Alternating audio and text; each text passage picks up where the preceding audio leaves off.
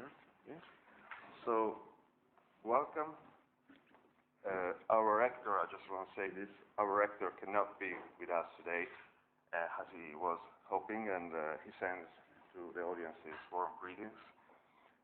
So we are very pleased to have David Kirp with us at the University of Trento in the framework of the cooperation agreement with the University of California. And Professor Kirp has got his LLB degree in law at Harvard Law School in 1968. He is professor of public policy at the California University in Berkeley, the Goldman School of Public Policy, since 1971, where he was dean in 1997 and 1998.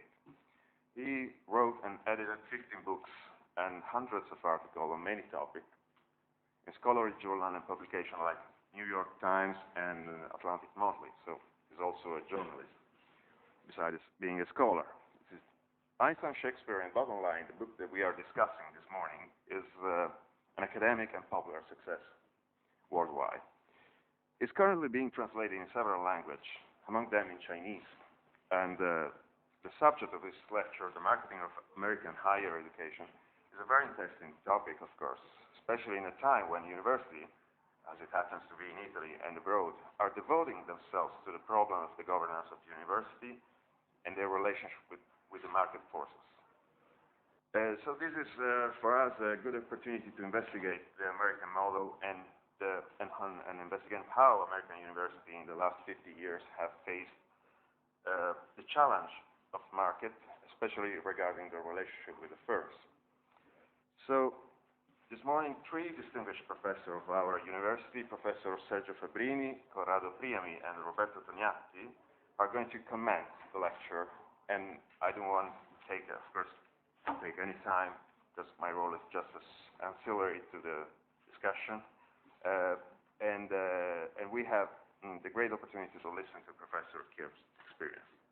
So let me thank again Professor Kirp for being here today, and all the people who have come to listen to him and to participate in the discussion, which will take place after the lecture. So thanks again to the audience, and thanks you for being here, Professor Kirp. Thank you very much. It's a pleasure to be here, and I want to thank Umberto and everyone at the university for the great hospitality they've extended to me. I've learned a lot, I think, in the days that I've been here, maybe just enough to cause some mischief in my misunderstandings, and I hope that and trust that the panel will correct me where I go astray. There really is no more appropriate place, in some ways, to talk about market forces in higher education than Italy. It's a country which, as you know, has a glorious past in higher education. The oldest university in Europe is close to celebrating 1,000 years. A time when American universities weren't even a gleam in somebody's mother's eye. And I think it's appropriate that the title of the book is Shakespeare, Einstein, and the Bottom Line, the talk has been gently amended to Dante, Einstein, and the Bottom Line. That seems a fitting change. It's also now Italy is a country in which higher education policy seems very much in transition. And where the University of Trento is at the leading edge of that transition. Let me say a bit about how I came to write the book, what the book is about, and then pick up a couple of issues that I think might have some relevance to Trento. So I was, as Umberto mentioned, dean of the Public Policy School for a year. My greatest accomplishment was finding a wonderful dean to take the job. I loved everything about the work that I did except dealing with the university administration. And I left my job with the motto, Kafka was an optimist. But after this, after being dean for a year, I decided that I really wanted to understand the new landscape of higher education. In American major universities, senior professors make a tacit bargain. The bargain goes like this. You leave us alone to do our teaching and our research, and we'll leave you alone to run the place.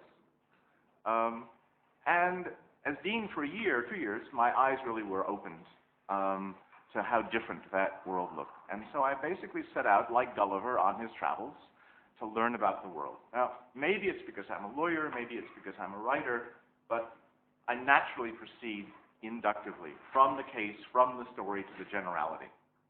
I believe you earn your theory. You don't start with your theory. So the book is a series of narratives, accounts, case studies, stories, depends what language you're comfortable with, that signify beyond their particulars. The theme of the book and of the talk is the rise to dominance of the forms and the norms of the market in American higher education over the past quarter of a century. Now, this is not a unique phenomenon in the American context. Almost every public program in America has become increasingly marketized. Medicine was, in the 1970s, very much in the hands of the professionals. These days, it's very much in the hands of the market. This is true even of museums, and churches hire marketing directors to figure out how to increase their share of the flock. So if churches and museums do this, the question really is, should higher education be in any way, shape, or form different? So this is a broad brush conversation, but let me begin by saying that the book is not pro-market, it's not anti-market. If there's a mantra, it's taken from an economist named Lester Thoreau. There's a place for the market, but the market must be kept in its place. And the crucial question is defining in the particulars what that place of the market is, what that role of the market is, and how it complements or is at odds with other values of the universe. So let me mention the kinds of issues that I talk about in the book, the range of issues, so that if in question people want to broaden the discussion, I'm happy about that. One is the competition for star professors among American universities. Lots of money, lots of perks, not very much teaching, lots of research funding. That's on the one side. On the other side, tenure is de facto coming to an end in many universities in America. 2/3 of all new PhDs take jobs, full-time jobs, that have no possibility of tenure. So those are both market-related phenomena. Another has to do with students. For the best students, the universities compete madly. You know, they provide full scholarships, they provide dormitory rooms with jacuzzis, they provide hot and cold running advisors, you know, they provide everything. For students who don't have the money and don't quite have the academic record, it's a very different story. And access to higher education, particularly for students from poor families, is becoming a major issue. The last 10 years have seen a rise of for-profit universities. These are universities whose stock is literally traded on the New York Stock Exchange. Once upon a time, not so long ago, these would have been regarded as a joke. You know, this is places where you go to maybe study hairdressing or auto mechanics. They weren't universities. They are now. They're accredited. They offer bachelor's degrees. They offer master's degrees. They offer PhDs. They get students jobs. They have a lot to teach the familiar universities in terms of the kinds of programs they offer, the size of classes, the attention to teaching, the reliability of the program, the relationship between what students are learning and jobs on the one hand, and the relationship in some cases between what students are learning and critical thinking as well. But it's also the case that these institutions are money-making institutions. They say very clearly, we have no public service role. So that's the downside. And there's the internet. You know, the internet becomes this great dot-com phenomenon across the world in the 1990s, no place more so, I suspect, than in America. Some universities decide to behave like venture capitalists. They're going to try raising a lot of money. They all fell flat on their faces. None of them succeeded. Others actually treated this as an opportunity to improve educational opportunities for their own students and others. And I'll say more about that later. Inside and outside the university, education is increasingly regarded as more like a business, less like a community of scholars and acolytes. Changing role of the state, which sees higher education more as a private than a public good, and inside the university, there are changes in the management structure to make it look more efficient, more productive, there's a rise of managerialism and diminution of faculty authority. The language of higher education is changing. People talk about niche markets, about stakeholders, about branding, about students as consumers. That's not just about language. That's also about the values of the institution, because words carry meaning beyond the equivalencies. This isn't just a matter of translating. For the universities in America generally, and for faculty and students as well, the driving force is status, where you are in the pecking order. Many, many ways, and I do think there's a difference here between the American and Italian situations. America is a winner-take-all society. What does that mean? It means great advantages accrue both to institutions and to individuals who are at the top of the ladder. For universities, this means doing really, really well on a ranking system, a private ranking system from a magazine called U.S. News and World Report. A magazine that nobody reads except for one issue a year, the issue in which it ranks institutions. And every university administrator will know exactly where his or her institution stands on that ranking system. And why does it matter? Higher the rank means more prestige, means more foundation support, means more alumni support, means better students, means faculty are attracted, means higher rankings. The process just carries on like that. For faculty who are competing for status, fame means both higher status, more visibility. You know, you get to come to Trento and be on worldwide internet. For some, not for me, I'm happy to say, less teaching. For students who are competing as well at the top, students are interested in going to the most prestigious institutions, so those institutions at the top of the ranking ladder. Why? Because that prestige, which they care about, is, in effect, translates into success afterwards. They make contacts with other students. They have a brand now, educated at Harvard, educated at Berkeley, which translates later on in life. Great benefits in all of these cases for the winners. For the losers, as I've suggested, the story is different. Whether it's the students who didn't get into the best schools, or the increasing number of faculty, as I've said, who aren't going to get tenure-track positions, or the universities that lose out in this game. And of course, it's a winner-take-all society. That means there are going to be few winners and many losers in this process. Outside the university, there is increasing pressure from the market and from the politicians for accountability, productivity. Show us why we're investing in you, and it's a good deal. And universities, some universities at least, respond quite directly to that pressure. The motto of the president of the University of California system, the former president, was, "The University of California means business." A little double entendre in English. As I said, in the days that I've been here, I've been learning, thanks to people like Roberto, a good deal about the higher education system in this country. And as I say, I know enough now to appreciate how complex the system is, how different it is from the American system. So let me in a nutshell, tell you what I understand.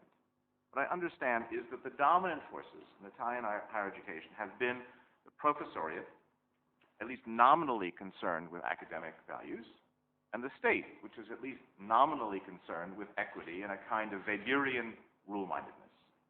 And until recently, there has been little role for the market in this story.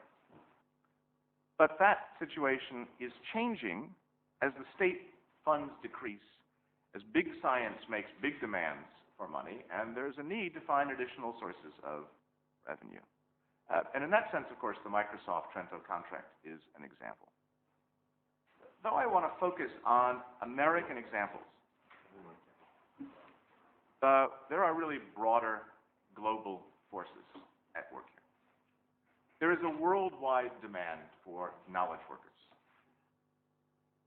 There is increasing mobility of faculty. When I think about the number of people, even the people on this panel who have taught or are teaching in my university, in Berkeley, and in other American universities, so I've joined appointments in universities abroad as well as here. And I think about, as I was learning, the number of young economics PhDs from this university and other Italian universities that migrate to places like England, where there are jobs for them. There are not jobs here. There's increased mobility of students. Now, Italy is an interesting country in this respect. 2/3 of all undergraduates live at home with mama and papa. This is higher than any place, as far as I know, any place in the world. But this too is beginning to change. And in Trento, the numbers, as I hear them, suggest more and more students coming from out of the locale, even out of the region, to the university. Now, the other area of mobility, as I suggest, has to do with the graduates and where graduates go. And in many countries, including, I gather, Italy, the brain drain is a real phenomenon. You graduate with a degree and with a set of skills. There's no place to go with those skills. Come abroad and find a position. So in all of these ways, the phenomenon of the market in higher education is becoming an international one. And it's also the case that higher education now has a market value, which it didn't at one point. This is a lovely example. You know, in the past, if I was giving this talk and we were having this discussion, you would be the audience, and you would enjoy it or you would hate it, but you would be the audience. Now, potentially, people all over the world are hearing it, and it's going to be cached on the internet. So, you know, a year from now, somebody can tune in and say, so what did that guy have to say when he was visiting in Trento? So that is potentially a marketable commodity.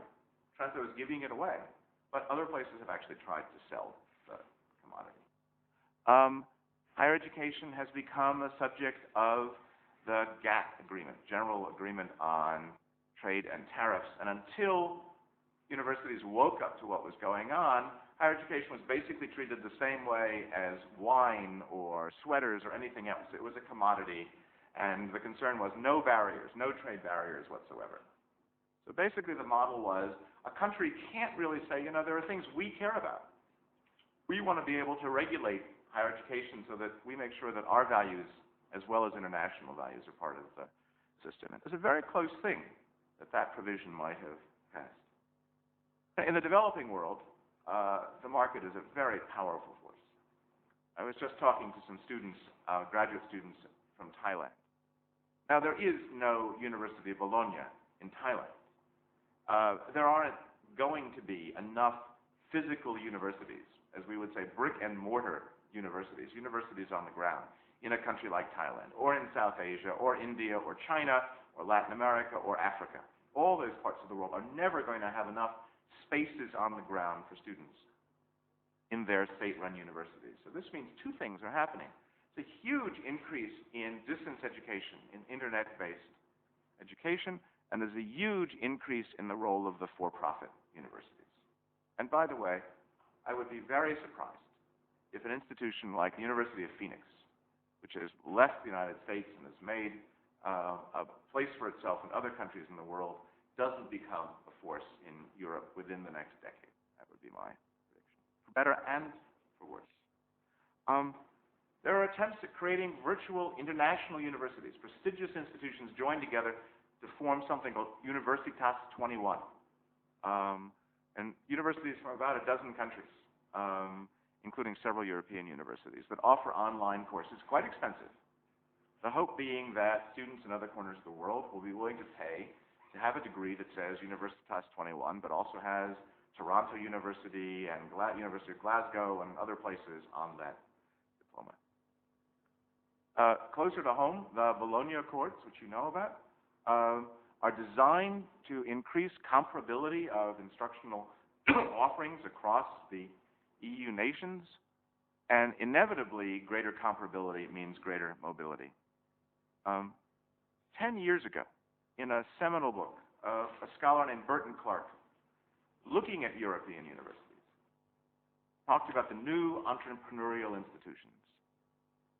And what he said was true then and is very much true today. In his language, the trick is to balance what he called the academic heartland with the developmental periphery. Both important, but the values are crucial in that story. So, elsewhere in Europe, in Germany, there's some movement of state universities to become foundations with greater flexibility. Britain has moved very much closer to a market kind of model, a kind of market/equity model in terms of tuition. So the puzzle for you, of course, is how much of this is relevant and how much of this is irrelevant to the Italian situation. Let me talk about two examples of market impact, both of which I think pertain here. One is the market in research, and one is what in America is called a privatization of public universities. Now, in research, the classic model of the research community in the university is described in an article written 60 years ago by a sociologist named Robert Merton. And it's Merton who says scientific communities are communities of scholars. They're open communities. All ideas are free. Ideas are freely exchanged. The coin of the realm, what matters to the scientist isn't money, isn't ownership. It is status in the field because of the new discoveries that are made. It is, he said, a communistic society.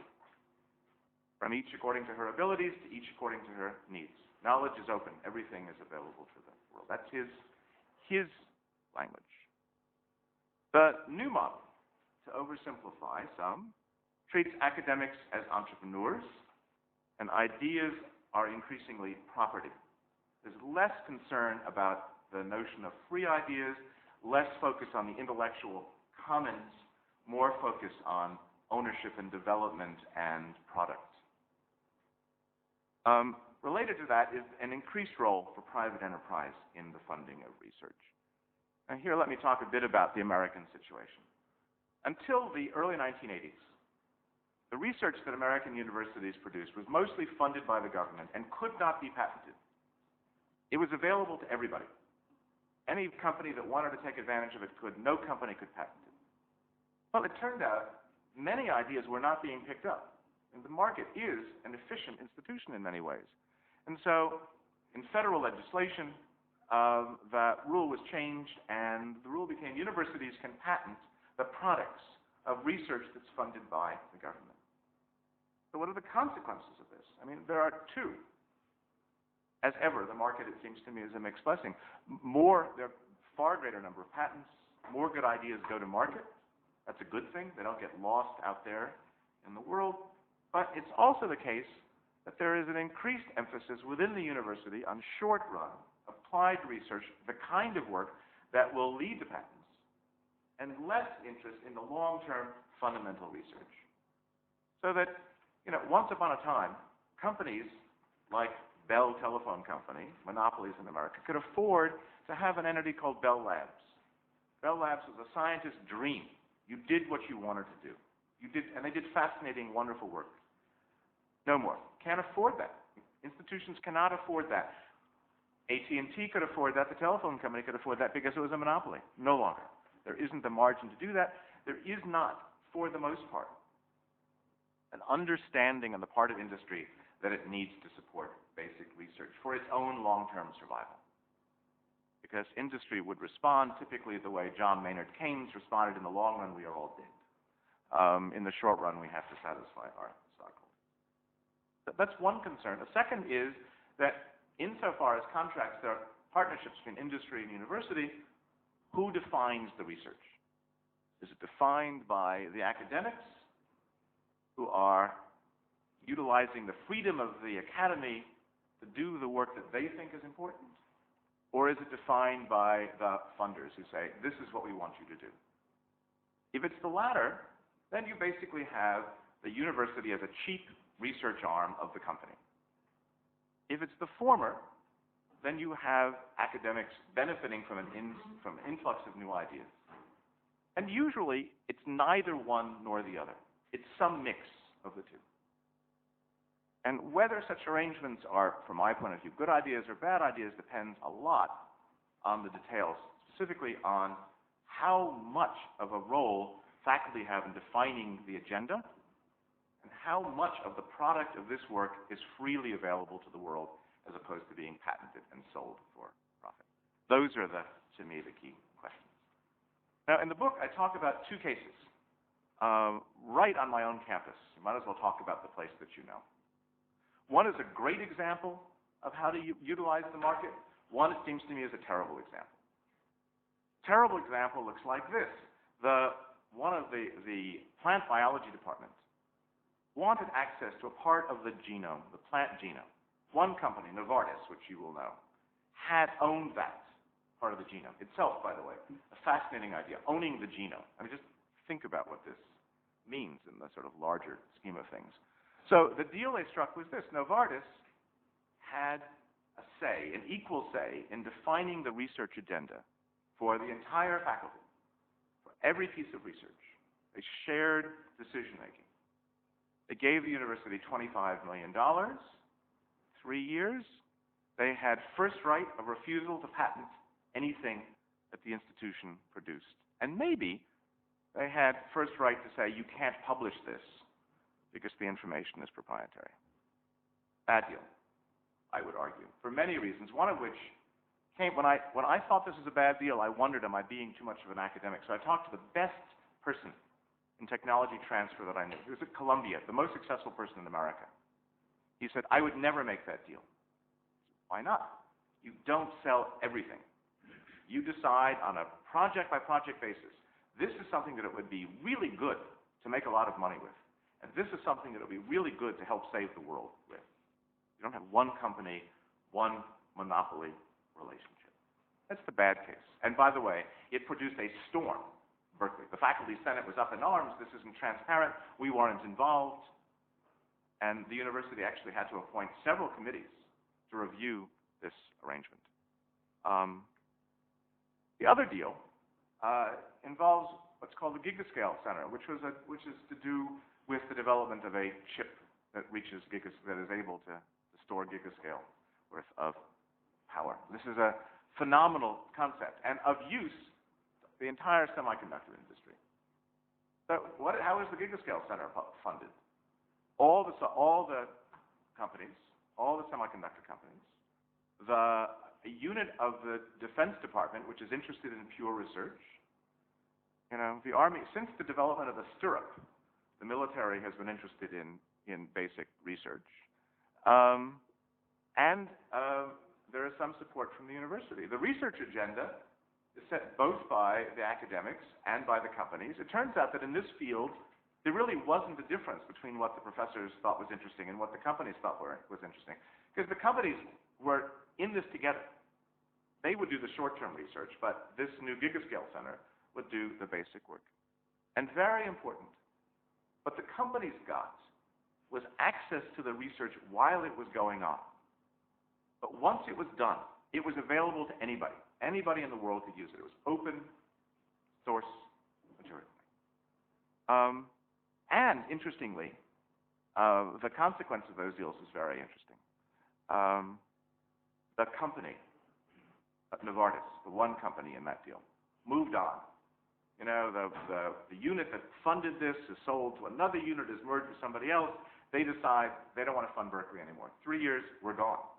So Berkeley has to find, you know, $25 million from someplace else.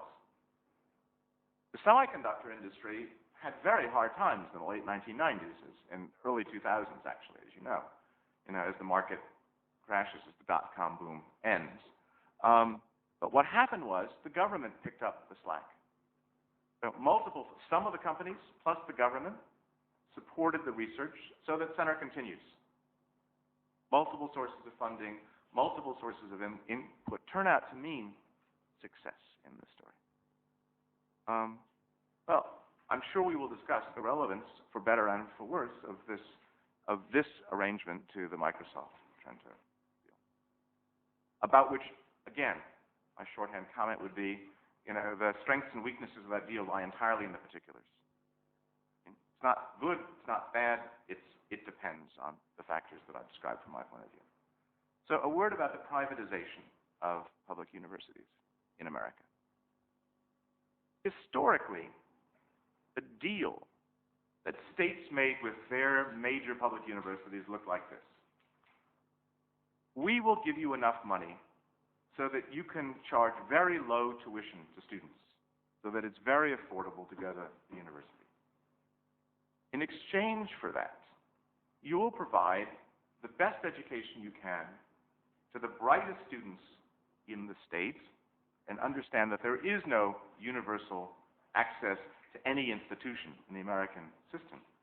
In California, there's universal access to some part of the system, but you get to a community college. Not everybody cannot go to a Berkeley or a Santa Barbara or a San Diego. It's quite competitive, those institutions.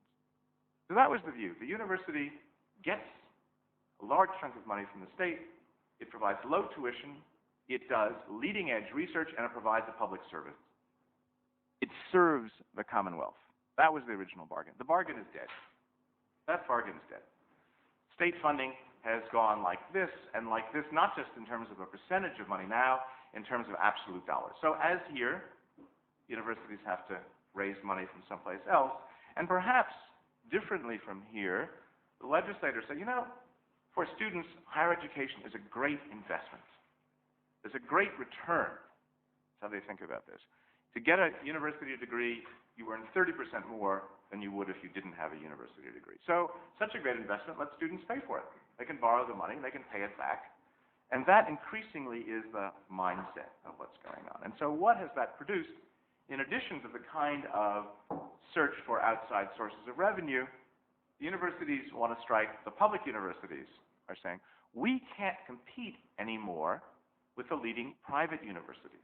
Because in America, many of the most prestigious universities are private, nonprofit universities. Harvard, Princeton, Columbia, Stanford, Chicago, kind of institutions. Harvard has an endowment of $23 billion, right? 16, 17 billion euro. A lot of money. More money than many countries would love to have as their GNP. It's not the kind of money that a Berkeley or a Texas or a Virginia has. So basically what they've said is, okay, state, you're not going to give us a lot of money. That's fine. Let us set market rate tuition. Let us set tuition so that we can raise revenue so that we can compete with these universities. This started with particular faculties. It started with business schools and law schools because the students at those places were going to go out and earn a lot of money. And so University of Virginia, University of Michigan, now the University of California, figured, okay, we can charge them more money than we charge others. But the very new phenomenon is the state of Virginia, the state of Texas, the leading universities across the state. The deal is, let us set our market rate tuition. That will provide scholarships to some students based on need, some based on merit because we want to move up the status ladder, but basically treat us almost as if we were not a public university anymore. So for those institutions, it's now possible for them to compete in this national arena. But the big question, as I suggested earlier, the increasing question is the access to these universities. Who gets to go? Because tuition is much higher than it was 10 years ago. At Berkeley, for example, 10 years ago, the tuition was about $2,500 a year. So about, $3,200 euro. Now it's $7,000, 9,000 euro. And it's continuing, it will continue to climb. And if you come from out of state, it's twice as expensive. If you come from another state, it costs twice as much until you become a resident of the state. So what does this mean in terms of students for poor families? Well, there was a study of the 160 most prestigious universities in America. 160 is a large number. You would never have heard of University 130. I would probably never have heard of University number 130 on the list. You're going way down the ladder. In all of those universities, 75% of the students come from the top 25% of the income bracket. 10% of the students come from the bottom half of the income bracket. From the bottom quarter of the income bracket, 2% of the students. And that, too, is a consequence of market and market forces and how they operate. And I would argue here there's a crucial role for the state to put a thumb on the scale, to balance the finances in a way that promote equity and greater access. And that is beginning to become an issue. I could tell a similar kind of story about, as I said, the ways in which the internet became an issue. Some universities try to raise money by selling their product. They don't succeed, as it turns out. Some try to use the internet to improve education. There's a consortium of universities that put on certain courses for students in multiple universities where no one university could afford to do the course. It's too specialized. So you have students from 5 universities all tuned in and having a discussion at the same time.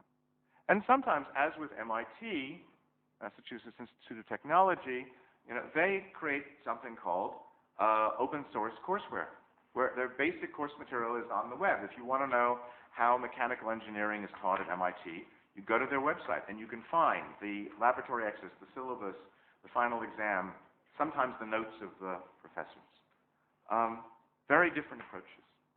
And there's a similar story, again, that I could be telling about inside the university and how the institution is managed and the attempts to mimic a market in the institution. Now, the classic faculty governance model in Italy and certainly in the United States, described in America as a herd of cats.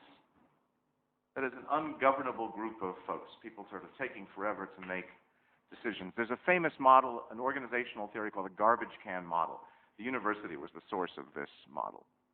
So into that context come management models that indeed do, if used properly, make the institution run better. If not used properly, the values of managerialism become the values of the university.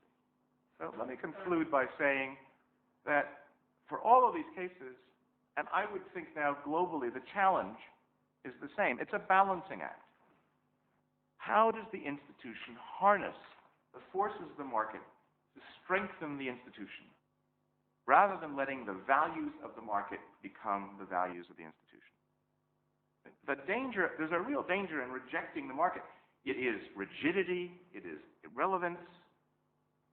Professors are very, very good. We are very good at describing out what's in our self-interest as in what's in everybody's interest. And in that context, a little bit of competition is not a bad thing. But the danger of letting the market control is, as Oscar Wilde once said, the market knows the price of everything but the value of nothing. The universities have to move beyond all the rhetoric of what it is that we do, beyond the self-delusion about who we are, to know what the university stands for, to know what the university is good at doing, is important at doing, what it is not good at doing. And it has to be able to communicate that idea to the politicians, to the taxpayers, to the students, to the parents, and to the companies that sponsor the research and hire its graduates. It has to be able to say, this is who we are, and this is why we are important in the world. And if that seems difficult in the Italian context, you should take heart. It's very difficult in the American context as well. In Italy and any other country, the solutions will be different. The worst thing that one could do is to say, okay, we're going to take the American model and adopt it. It would never happen. And if anybody tried it, it would be a nightmare. The structures are different, the history is different, the cultural values are different. But what's the same is the need to seize the day to make an intelligent use of the market. How do you do that? The challenge is yours. Thank you.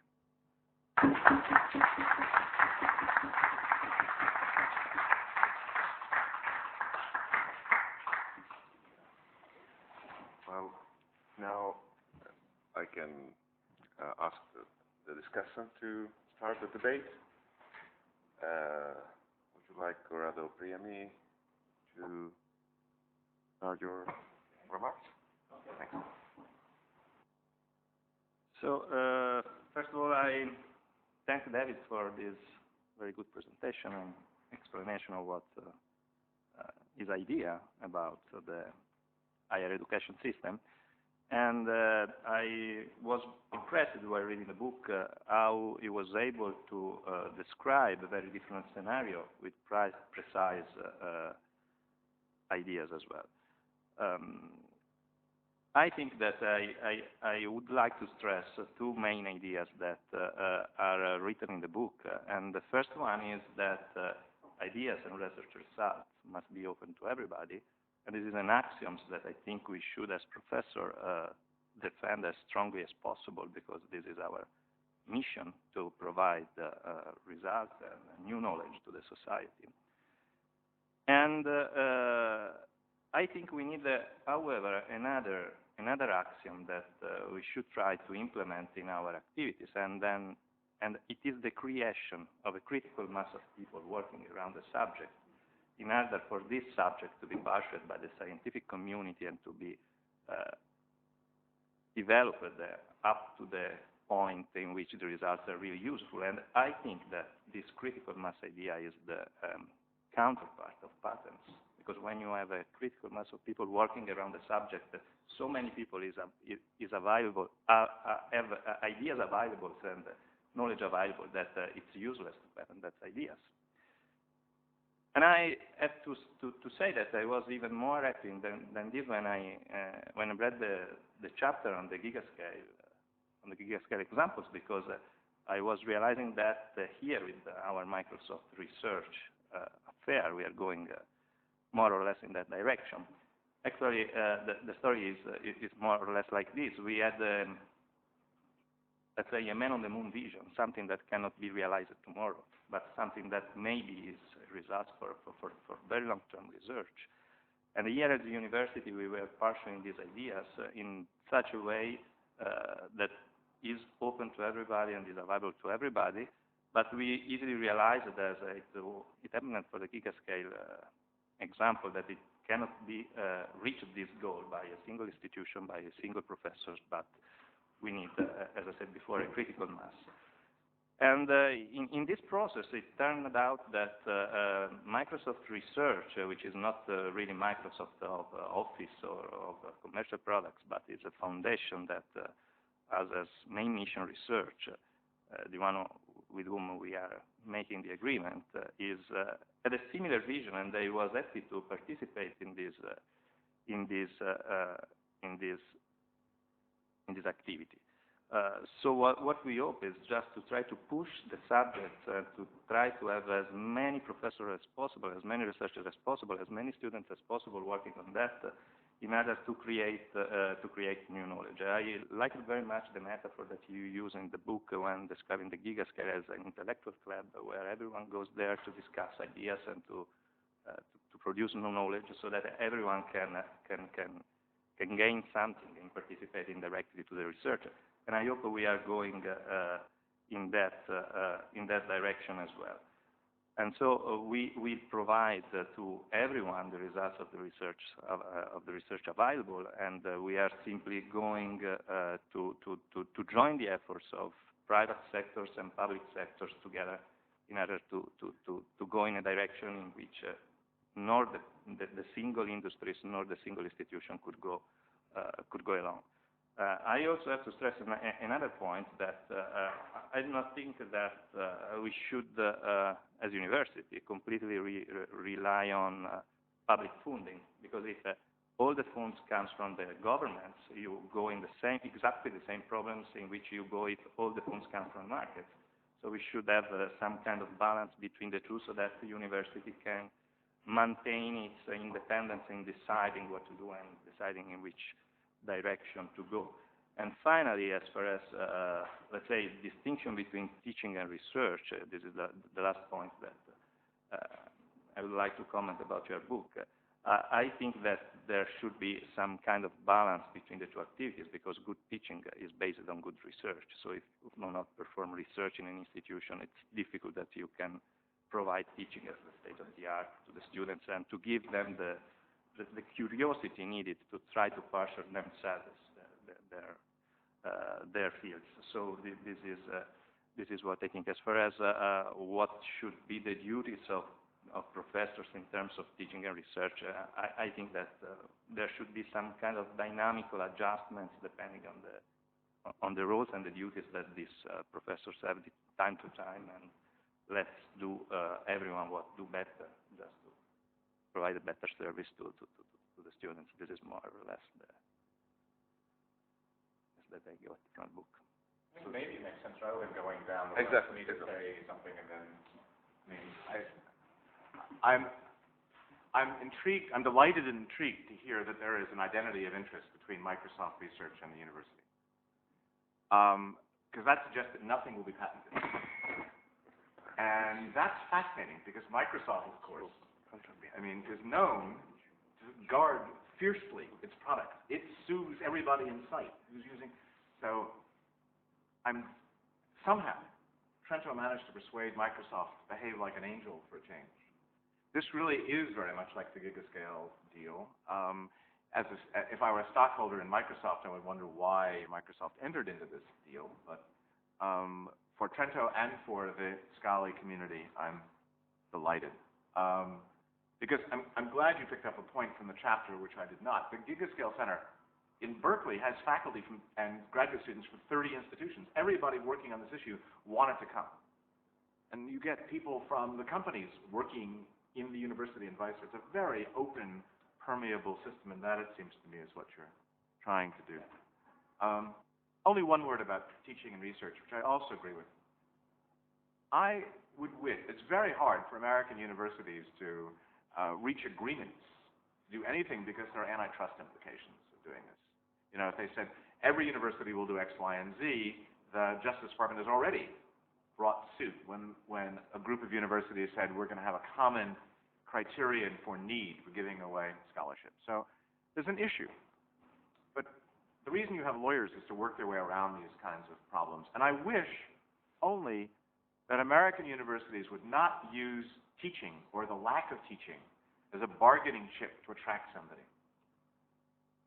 It's of course true that there are moments when you're running a lab or you're rector of the university where you have some other responsibilities that you really don't have time to teach. Although I think, ideally, even a rector ought to be able to keep his or her hand in to have a feel for what the pulse of the institution is like. But overall, I think the idea that if you're a star, you therefore are too good for teaching is a terrible idea. And it's one that universities ought to find a way to reject. Well, now, you would like to add? Yeah, can I add just something? I completely agree with you that everyone has to teach, and that's the basis of the university. One of the two university missions. One is to produce, to provide students with good ideas and with good material, and the other is to produce results of research. So I agree with you that everyone must do both things. As far as Microsoft research interests, the point is that Microsoft research is quite different from Microsoft because it was started recruiting most 90% of university professors that coming from the university went there and continue doing the same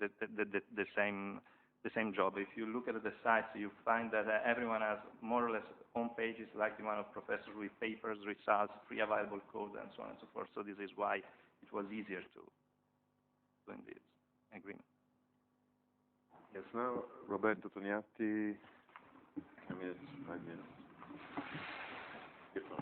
Thank you very much. I had no idea that we only had 5 to 10 minutes, so I'm... See, Romeo and Juliet on the desk, so yes. I wonder what surprise you have for us. Well, guess.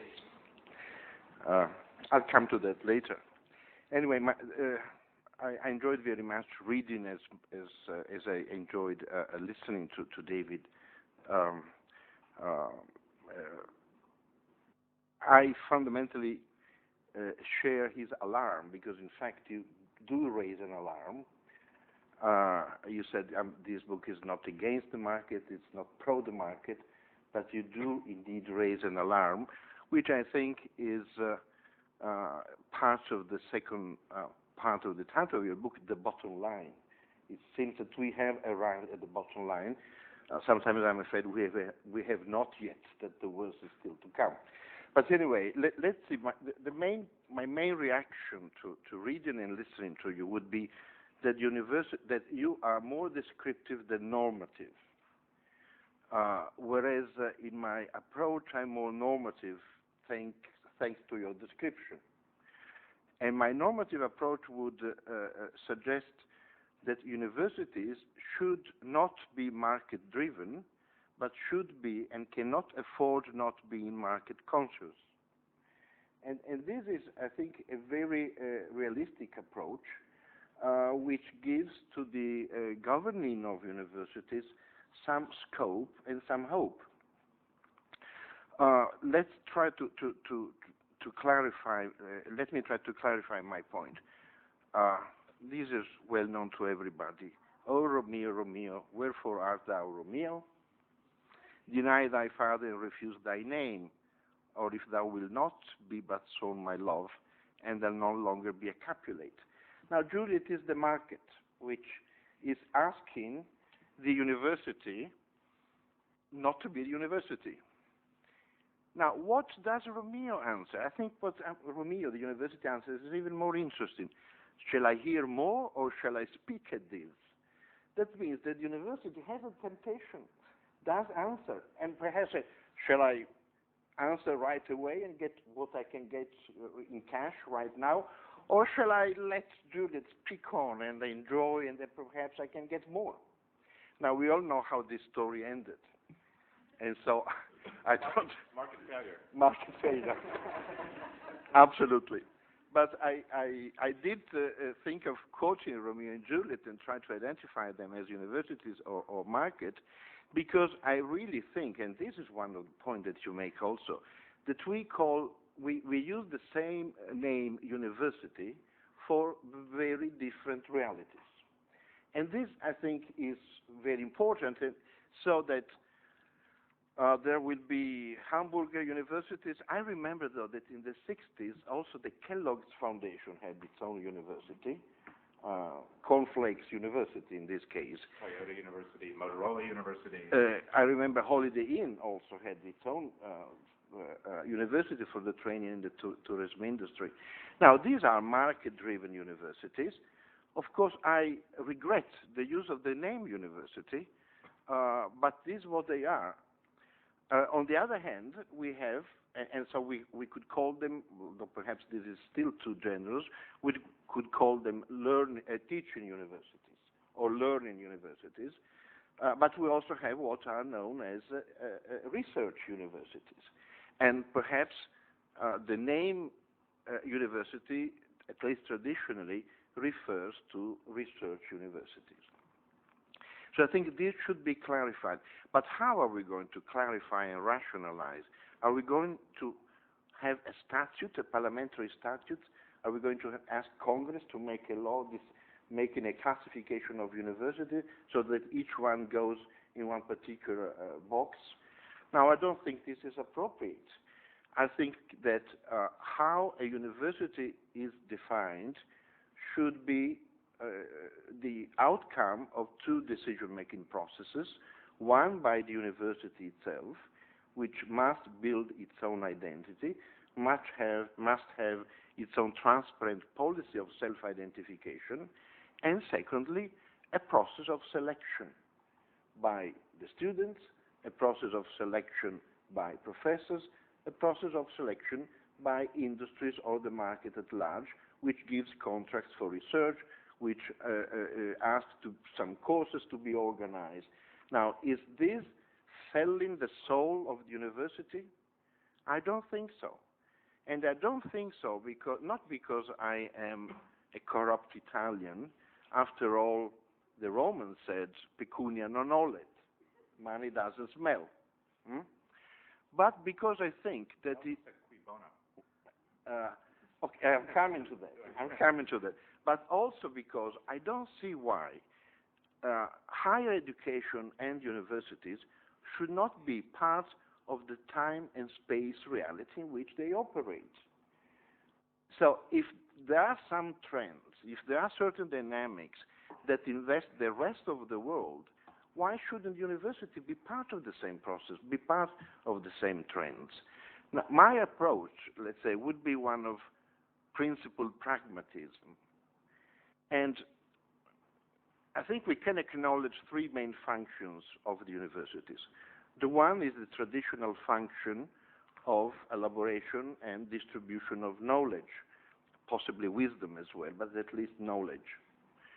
The second is contributing to the social mobility of masses of young people. And the third is contributing to the development of society and of the social community. Even more now, I would say, when because of the Lisbon strategy. I think I'm sure you know what the Lisbon strategy is. The European Union should be the most competitive, knowledge-based economy in the world by the year 2010. We are at halfway, and I'm afraid we are at less than half of the path that we have to continue to do. But this is what Europe is demanding, is requesting to the university system of Europe. So out of the three functions, the traditional, the social, the economic, which one deserves public money? Can we honestly, as academics, say that only the first one, the traditional function, deserves public money? All the taxpayers' money, also of those who don't send their children, or those who have not gone to university, don't mean to go there? So this is why I say that we should have, from the normative point of view, an approach of principled pragmatism, not to be market-driven, but be market-conscious, learn how to dialogue with the market, how to negotiate and make a deal. We just heard how a university can make a deal, a good deal, a deal of high profile. Of course, universities, if they do through this process of self-identification, a transparent self-identification, will contribute to a sort of spontaneous locating of universities under different labels and under different categories. Perhaps I'm saying this because I'm still convinced, and I know that I'm quite heretic from this point of view, that at least in the Italian university system, some injections of market-oriented ideas are necessary. We still are in a system in which what matters is the degree that you receive from any university, whereas the market knows that a law degree received at the law school in Trento has, sorry, I took an example just at random, yeah, on internet, mind you, is different from a law degree taken anywhere else in the northeast of Italy. So I think I'll stop here because I used all my time. Thank you, Roberto. Yeah. Of course, there is time to reply, short reply, and I would just want to say that anyone who wants to, after the three discussion, wants to pose a question or whatever, is welcome to do so. I hope so. I don't know if Roberto believes that he's disagreeing with me or not, because he isn't. And No. I mean, the phrase market-driven, market-conscious is almost exactly a paraphrase of the line that is in page 1 of the book. There's a place for the market, but the market needs to be kept in its place. So we both get to the same place. Italians get there from the top down, Americans get there from the bottom up, but we sort of wind up in the same point. Now, you had a quote you began with a quote. Let me begin with the two parallel quotes three. One is a quote from a movie called Shakespeare in Love. I don't know if okay. So here you have Hugh Fenneman, who's one of the characters, and Ned Allen, who is one of the actors in the play, one of the participants in the play. Hugh Fenneman says, "One moment, sir." Ned Allen, "Who are you?" Hugo Fenneman, I'm the money." Ned Allen, "Then you may remain so long as you remain silent." So then we move to this is kind of fun, right? I mean, two parallel sort of visions of the university. One, the classic Karl Jasper's The Idea of the University, 1946, contemporary of Merton's. The university, and I won't try the German accent, the university is a community of scholars and students engaged in the task of seeking truth. And then we have a quote from Michael Crow, who was then the technology transfer head at Columbia, now the president of the University of Arizona. Knowledge is a form of venture capital. So someplace in that bracketed territory lies the university. I really don't disagree with anything you said, including, I think, and you raised some very important points. What is a university? And who gets to define it? I just recently wrote a piece in which I said, could Bill Gates University compete with Stanford or Harvard? And the answer is sure, it could. He has a ton of money. He can set aside, you don't need $20 billion. He's got $10 billion to spare. he's got a great city, Seattle. He's got prestige. Faculty migrate in the market. So lo and behold, it's not going to be Hamburger University, but it could be Bill Gates University that set itself up. Even as American University, even as Stanford University is Leland Stanford Jr. University. And the story goes, the Stanfords meet the president of Harvard, and the president of Harvard said it's going to cost you, I don't know, $10 million to set up a university. And Leland turns to his wife and says, "Dear, I think we could manage that." So now, this issue of status is also very interesting, and this is partly an American phenomenon.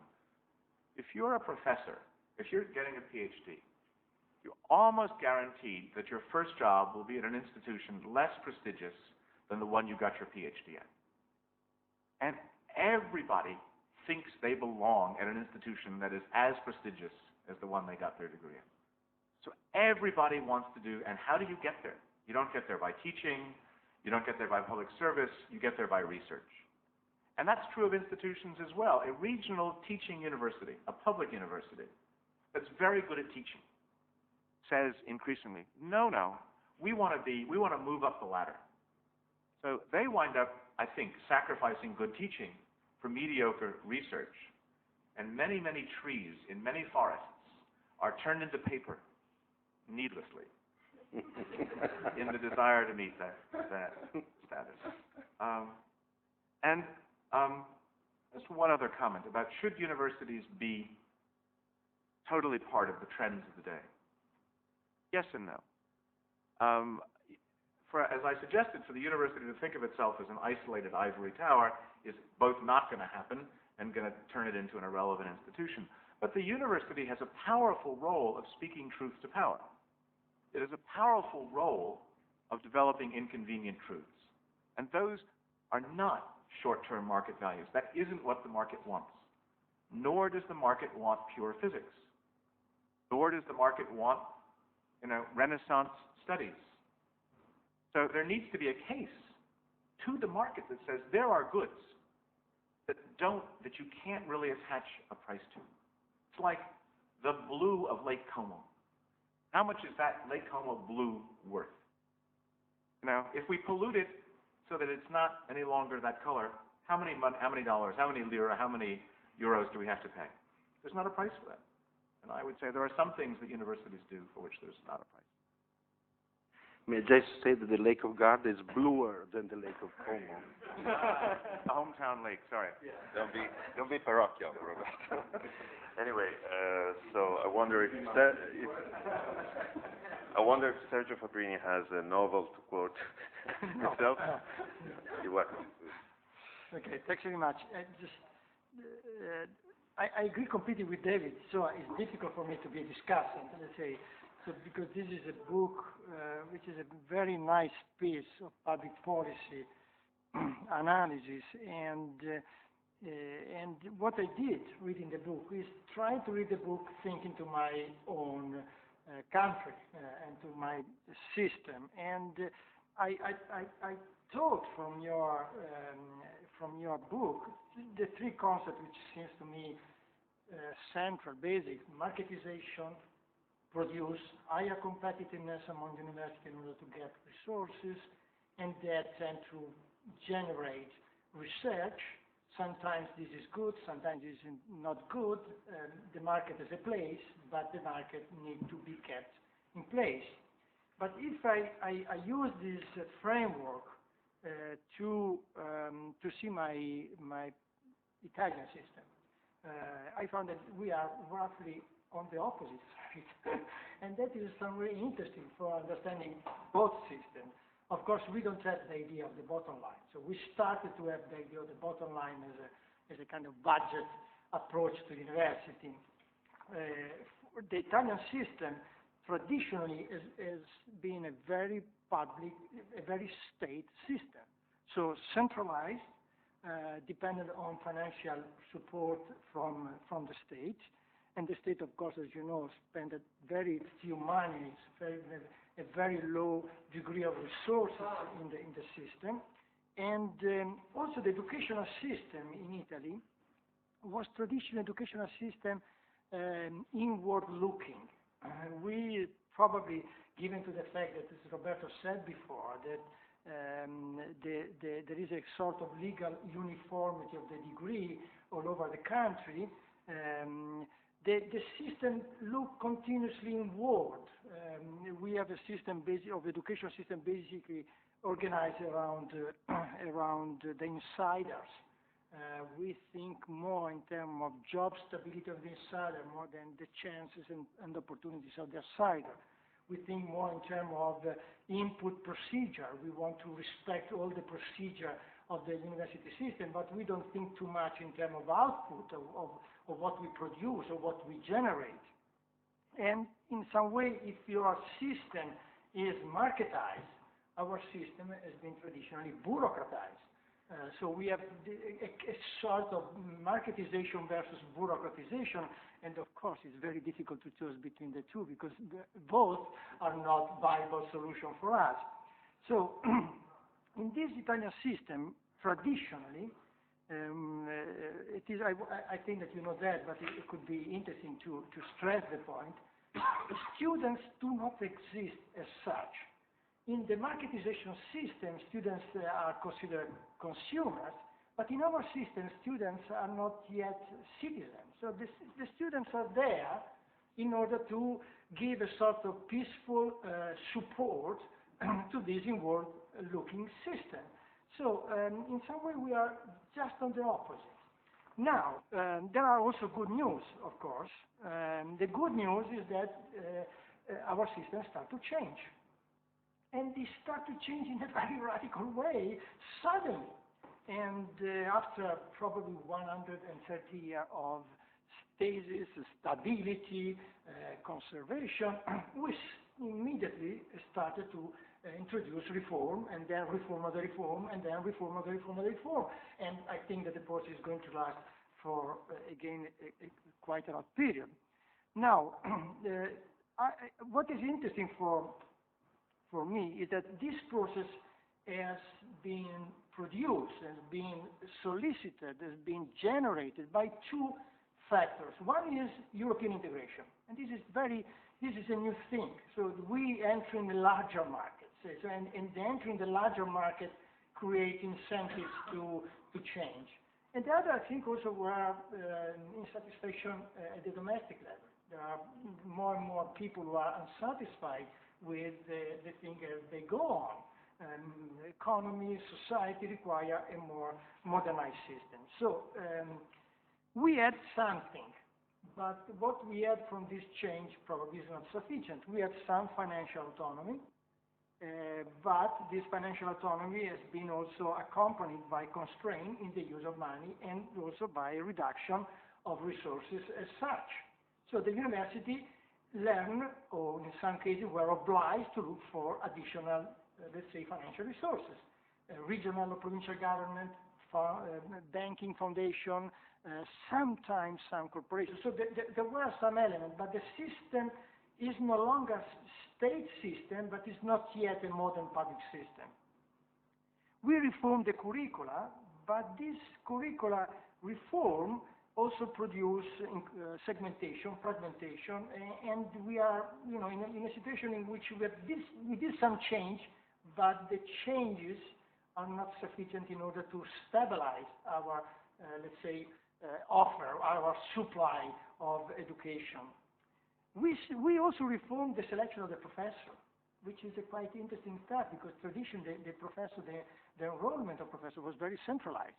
And that produced cooptation. Cooptation was the name of the game. Probably was the only game in the city. Now we have more, let's say, open system. But that open system, which in some way made the university much more responsible than in the past in getting the professor, also had some side effects. Parochialism, localism, the strengthening of territorial corporation, and so forth. And also research entering the university, but research is not yet a fully complete and knowledgeable as activity. So where is the bottom line for the Italian university? That is my I didn't find an answer, but But there is something. So we are no longer a state system, but we are not yet a public modern system. We are no longer a cooptation educational system, but we are not yet a reasonable competitive system.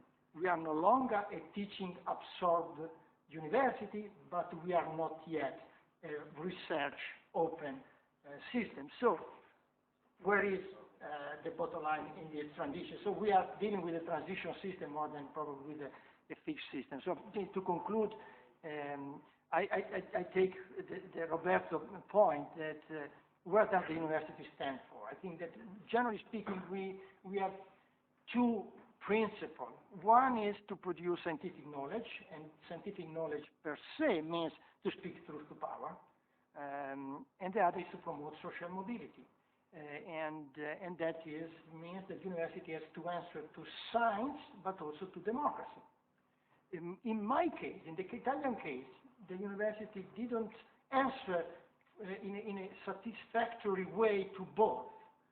We are not yet a fully scientific commonwealth, and I think that Italian university didn't answer yet to the need to make a more equitable society, because still now the university prize the children of medium, let's say, upper-level family, and the children of the poor family are still outside the system, because the system is not sufficiently qualified to transform the son of a worker in the manager of the corporation of the father.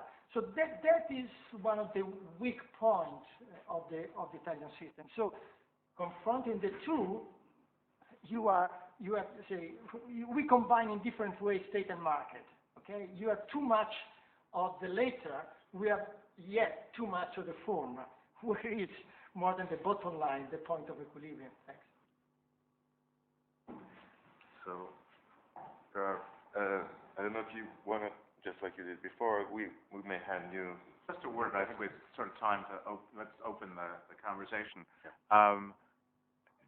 If we were having this, I'm just struck by Sergio's remarks. If we were having this conversation 10 years ago, the gap would have been much, much wider between the American and the Italian model. And maybe Italy will learn what not to do by looking at some of the excesses of the American model.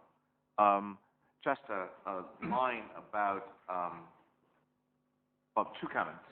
One, it seems to me that the Italian system historically is not just, as you were suggesting, it's a bureaucratic, it's a Weberian system. It's also a system run by the professional guild. Professors had an enormous amount of power. And what was missing was any element of market forces or any element of accountability to the political world. That's the system I think that's breaking down. In America, the decline, the diminution of state resources, which is what you're describing here, leads university presidents to say, we're no longer a state university. We're a state-supported university, or we're a state-located university. And in some cases, very frustrated administrators say, we are a state-molested university.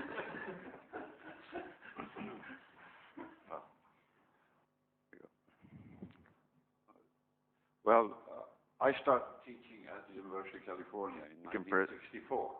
You can present yourself, just your name. And like most emeritus professors, I mourn the good old days of the master plan of higher education in California. When I came there, I came from Sweden.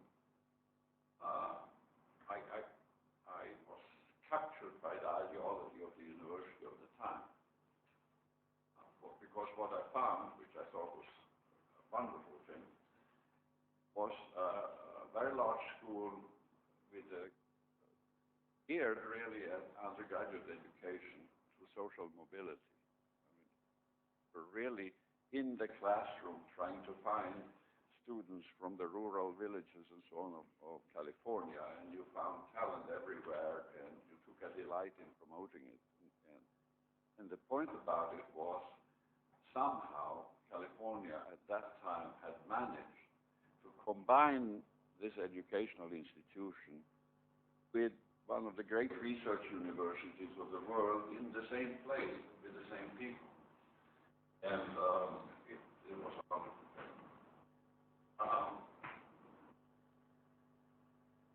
One of the things we did, we taught a lot. Taught 6 semester courses. We were in the classroom 270 hours a year, which is high by Italian standards. Earlier this year, I was back on campus checking on my colleagues. They now teach 2 quarter courses per year, 60 hours. So they're down from 270 to 60 hours.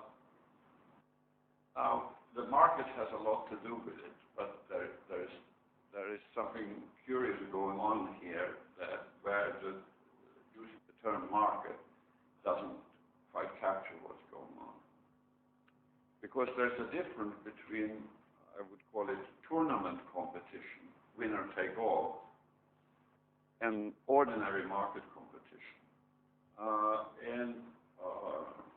I'm raising this as an issue which I do not understand fully myself. That is, I do not understand why the universities have gotten caught in a social mechanism that is better described as tournament competition than competitive market competition.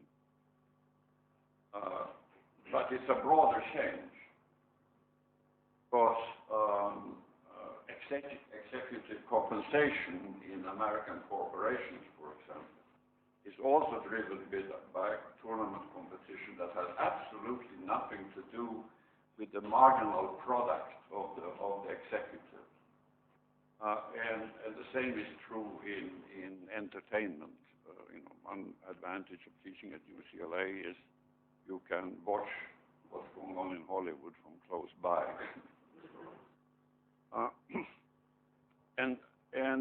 So the monetary success of universities, as you described very well, is driven by this tournament competition. So is the compensation of faculty members, and so is the careers of students. And that's how we end up staffing the top universities with stars, academic stars that hardly teach at all. And you wonder what is the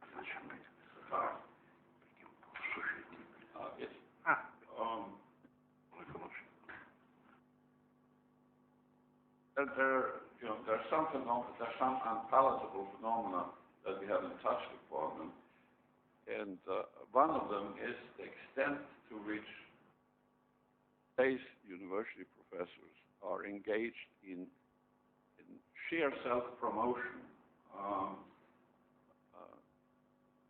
which is completely unrelated to any form of scholarship,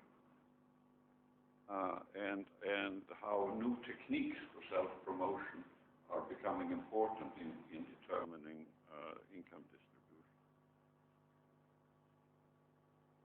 So, one aspect of this to think about, I think, is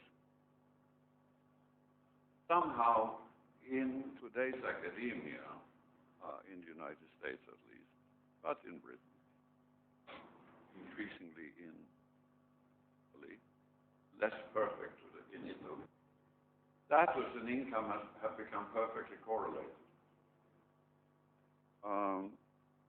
And that did not used to be the case. For 100 years back in European universities, you had these learned men that were venerated by all of the society, who were economically perfectly correlated, but their income had basically no relation to the status in society.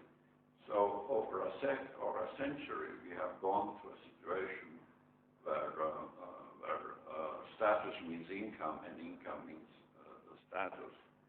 And that is a much broader change that is not per se a product of university governance or of the university's relation to department, but is broader social change in which universities are caught up.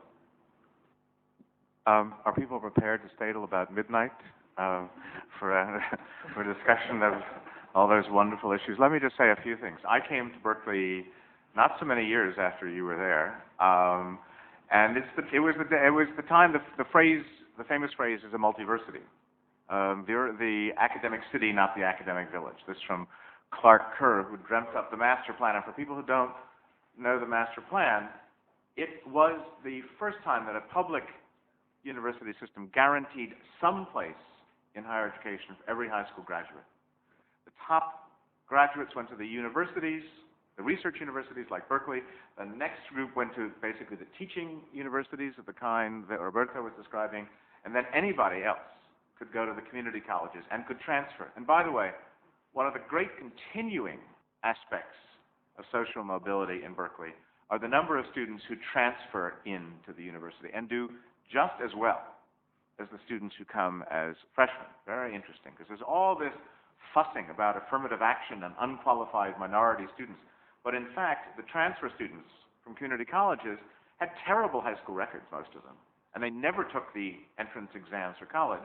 They just made their way, and they are wonderful. It makes Berkeley a wonderful place to teach. By the way, I wish that at Berkeley the norm was 2-quarter courses. The norm at Berkeley, the norm is 4 semester courses drifting down to 3, still smaller than 6. And I'm impressed that somebody could teach 6 semester courses and do serious research and everything else. That's tough to do. I really like the conversation about tournament and market. There's a lovely book that I recommend if you haven't seen it, and it's a book that very much influenced this book called Winner Take All Society by an economist named Robert Frank. And he makes the same points as you do about the fact that we're talking about a much larger social phenomenon. You know, Michael Jordan was, when he was a Chicago Bull basketball player, paid infinitely more, and the rest of the Chicago Bulls are, basically, you got one other person who's going to be paid well, maybe, who, comes from a neighboring country, and then you have everybody else who's paid kind of journeyman wages. That's true in business, as you suggest. The top executives make infinitely more than they used to. Once upon a time, Ben & Jerry's ice cream company, a famous ice cream in America and famous company for being progressive, said no person in the company will make more than 8 times as much as the lowest worker. Oh, 2 things are interesting about that. One, they had to break the rule because they couldn't find somebody to be an accountant, a chief financial officer, who would work for 8 times $15,000, which was the bottom salary. The other is, it was interesting that a difference in income of 800% was basically regarded as egalitarian in the American context. It's just an interesting notion. And finally, just to concur in the comment about the professor as entrepreneur, universities in America look in hiring senior academics for 3 things. They look for traditional status, that is, respect within the academic community for the quality of work. What do the reviews look like? What do your colleagues think about you? In that sense, a very traditional American model, at least. Not a guild model, but very much a meritocratic model. They look for the capacity to generate revenue. That kind of a success. So you hire somebody who's a very good physicist or computer scientist because they're good, but also because they're going to bring in revenue to the university. And for some, you hire people because of their public visibility. And that, I think, is connected to what you're describing in terms of entrepreneurship. I might quarrel just a bit about that because I think what the public intellectual does is to translate what the university is about to the larger public, and so helps to fulfill the public mission. But I think, that conversation, we could be talking for a long time, but I think it really helps to situate these issues. Any other contribution? You can keep the microphone close. I would like to raise 2 or 3 questions. One is about power. You mentioned the University of Bologna. When university started, students had lots of power. I mean, they would ring the bell if the professor wasn't there in time, and they wouldn't pay him his full fare if he didn't teach what they had agreed that he would teach. Then we had another period where professors had power. But so my first question would relate to who has the power in a market-driven university and who determines where things are going. It seems to me that nobody seems to have the capacity to try to lead this big ship towards one direction or another. The second question concerns the United States. I think that basically we are like East Germany with West Germany. I mean, if East Germany didn't try to pay surgeons high wages, they moved to West Germany. So I think that the rest of the world is in a similar situation compared with the United States. And this, I think, creates a very unstable situation for us.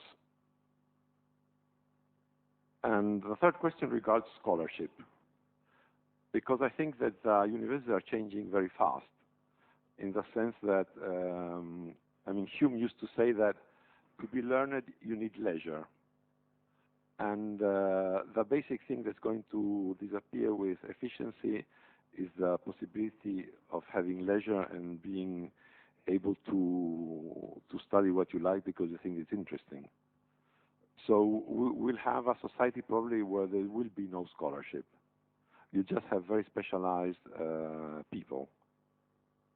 And probably if people become entrepreneurs, there will be no exchange of ideas, because I mean it's self-defeating to discuss openly with other people the things that you're thinking about.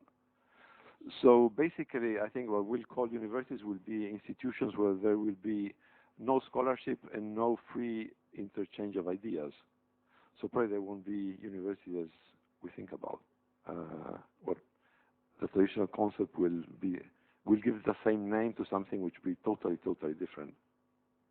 Well, when Roberto said that I was sounding a warning, I think that is the ultimate warning and the challenge to the institution. In fact, it really, in effect, it's the last line of the book, where I read more than the first line of the first page. The last line on the last page. And I talk about making a principled defense, and basically I say, you know, if there isn't such a defense, the university might conceivably evolve into just another business, the metaphor of a higher education industry brought to life in a holding company that could be called Universitas, Inc.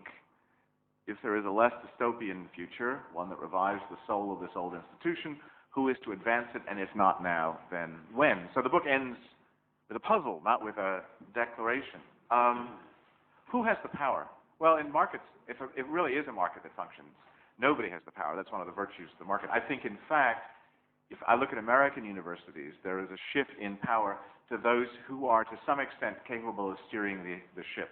That means the institutional managers, who are executives of the institution, increasingly recruited from outside of the professoriate, because the skills of the academic are no longer seen as the right skills to run this university, and increasingly they are the entrepreneurial faculty and the sources of revenue that exist. That seems to me to be increasingly the sources of power. But I will say, I had a chance to talk to the presidents of the 60 major research universities in America.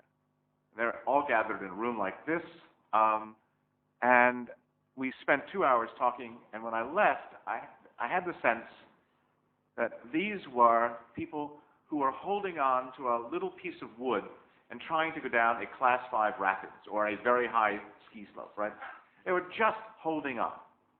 They really were not, nobody was in control. I mean, these were forces that were new. And I think American higher education in the next generation will change in radical ways that nobody yet foresees, perhaps in the direction you're talking about. And the point that we're, in a sense, coming at from different sides is the university has to find a way of articulating the set of values that you describe that ordinary people can understand.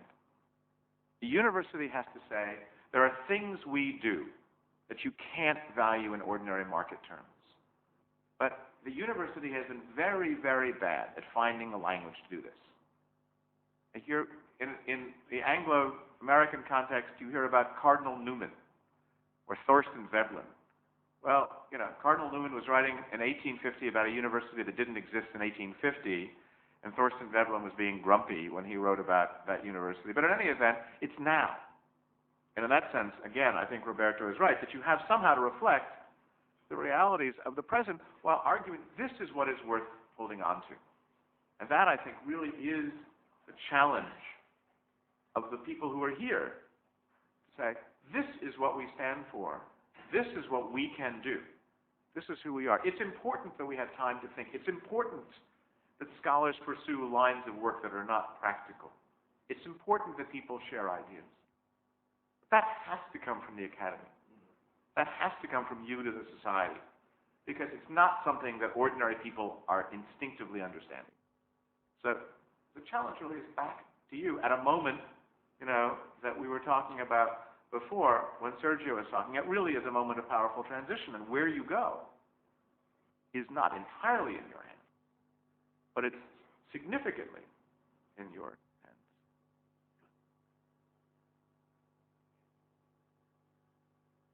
I don't know if anybody else wants to. Yeah, Axel. Well, I'd like to. I may just raise a question. Has the pervasiveness of peer review been a good thing? Because it's one of the mechanisms that ties status to control over resources. And it's been taken as sort of the independence of academia from political and market-driven world, but it's turned into one of the main mechanisms of the tournament. I think that's, you know, there is a sort of fantasy that Italian higher education is run by its own academic mafia, and American higher education is entirely meritocratic, and neither, it seems to me, is an accurate portrayal. When peer review actually works well, it encourages meritocracy. When it doesn't work well, it encourages a kind of inbreeding process. I mean, for example, two things. University presses. You know, you publish a book with the imprimatur of Harvard, you know, it already has some status in the world. And it's supposedly a peer-reviewed book. But in fact, if the editor wants the book to be published, the editor will say to the author, so who should read the manuscript? So you really don't have what you have is reviewed by your friends, and you would be silly to give the book to somebody who wouldn't say nice things about it initially. So there's that element of corruptedness in the system. It's also the case, I think the deeper problem in American academic life is except the very handful of elite institutions, academics have lost confidence in their capacity to make judgments. So they leave the judgments to the publisher. They leave the judgments to the number of articles you write. So 1 article good, 2 articles better, 3 articles best. They put them on a scale. And I really am happy to say that that's less true at a place like Berkeley than it will be at a second-tier institution. But it's also the case that demands for writing have increased. And the real tragedy, as I was suggesting before, you have a university like the University of Richmond, Virginia. This was a good teaching university. It served the people in the Commonwealth of Virginia. So now the University of Virginia wants to move up in this tournament competition. It wants to move up. So what does it do? It says for every person to get tenure, it must publish 2 books. That is the dissertation and another book within 7 years. That's much more than they had to do before. So how can they do this? They no longer teach 4 courses or 6 courses. They now teach 3 courses. Consequence, you have a bunch of bad books, because after all, there are only so many ideas in the world, and you have a lot less good teaching, because that's what those folks were good at. So in that sense, it seems to me the tournament system, coupled with this notion, this sort of loss of confidence in ability to evaluate, produces the kinds of outcomes that we're talking about before, where there isn't the leisure to think, because thinking, even within the academy, and that's the most pernicious thing, thinking is not a valued commodity. Productivity is a valued commodity. So is there any other question? So just before, since there has been going on a lot of quoting this morning, I'd like to end our encounter this morning by reading this small piece of quotation from a book that many of us may know, that it's Robert Piesing, Zen and the Art of Motorcycle Maintenance. You know, Fedro, the main character of the book, he's asked, what do you think the real university is? And his notes in response to this question state the following. The real university, he said, has no specific location. It owns no property, pays no salary, and receives no material dues. The real university is a state of mind.